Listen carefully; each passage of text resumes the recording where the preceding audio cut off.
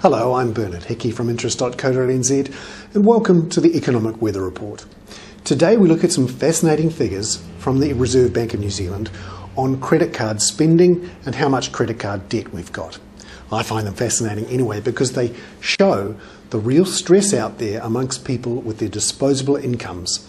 The crunch from higher food prices, higher fuel prices, higher mortgage rates is really starting to show through in how they're spending with their credit cards and how fast they're paying off their credit card debts.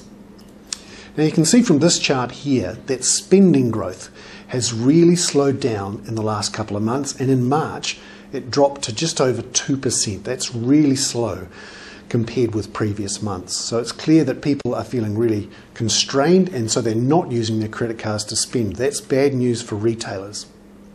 But on this next chart down here, you can see that credit card balances are actually rising quite fast. In fact, they're rising at their fastest rate in almost 2 years. It doesn't seem to make sense.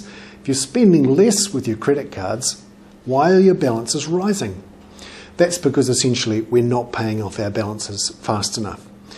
And you can see here in this next chart, just here there's been a big jump in the proportion of credit card balances that are interest bearing, i.e. we weren't fast enough to pay off the 55-day interest-free period, and now our credit card debts are rising. That's the interesting part. So our spending growth is slowing, but our credit card debt is rising because we can't afford to make the payments. And there may even be some people who are using their credit cards to pay off their mortgages. And it's interesting too that in March, the average interest rate on credit cards rose to 19.9%. That's the highest rate for credit cards in almost 10 years. I'm Bernard Hickey. That was the Economic Weather Report on interest.co.nz.